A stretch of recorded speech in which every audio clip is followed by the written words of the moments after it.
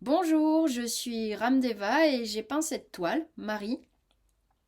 Et à ce sujet, il y a plusieurs personnes qui m'ont demandé, mais pourquoi les racines, elles parlent de la région ombilicale du nombril? En me disant, mais les racines, normalement, c'est le premier chakra, c'est plus bas, non? Alors, très bonne question. Et une réponse simple, ce serait, c'est parce que c'est comme ça que ça m'est arrivé et que je l'ai dessiné.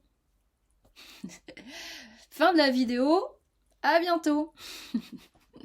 Non, non, le sujet vaut le coup d'être développé. Et je vais donc vous parler de nombril. Pendant la vie embryonnaire, c'est via le placenta et le cordon ombilical que se croisent les nutriments, le dioxygène et les déchets en sens inverse. On peut considérer que c'est principalement par là que circule l'énergie de la mère vers l'enfant et inversement. Après la conception, puis après la fécondation, l'embryon va descendre des trompes vers l'utérus et se fixer à la paroi utérine. On appelle cela la nidification. Il s'installe dans son nid. Il se fait une place dans la matrice de sa mère et il établit le contact grâce à une partie de ses cellules qui vont former le placenta, puis le cordon ombilical. Placenta, vous entendez? Place en toi. Si vous avez déjà vu un placenta avec le cordon, vous avez pu y voir comme un système racinaire dans la façon dont s'y déploient les vaisseaux depuis le cordon.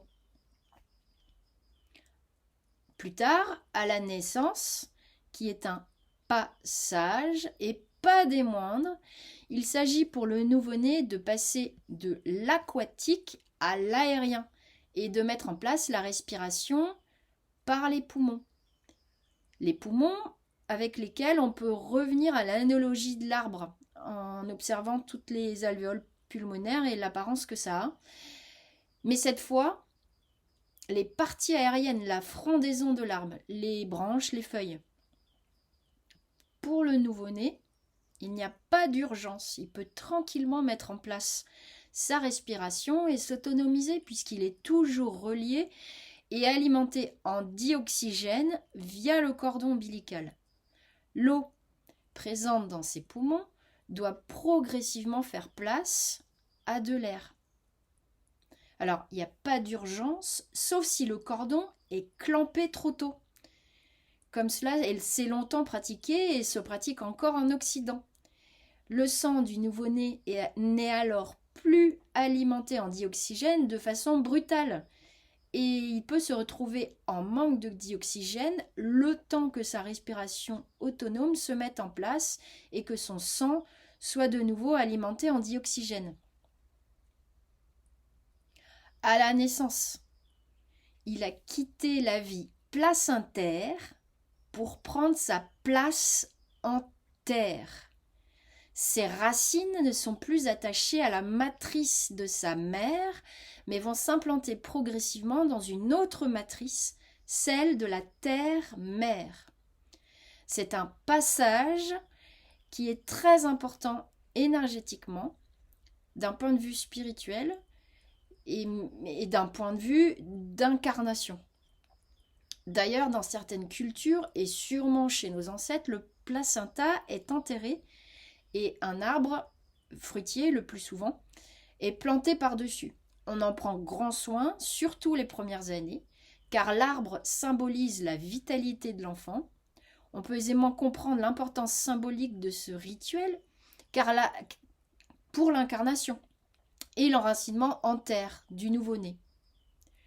Du nombril innervé, vascularisé, traspasser des racines en mer, peuvent se déployer les racines en terre. Alors ce que je vous propose à partir de ça, c'est de vous placer devant Marie, devant la toile, de fermer les yeux et de commencer à ressentir. Puis quand vous êtes prêt, d'ouvrir les yeux et de regarder la toile. Puis laissez les vibrations de la toile agir.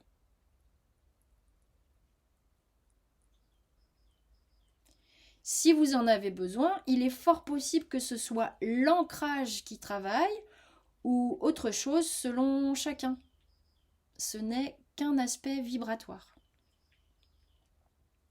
Voilà pour la première partie. Je n'ai pas fini de répondre à cette question. La suite dans une autre vidéo. À bientôt!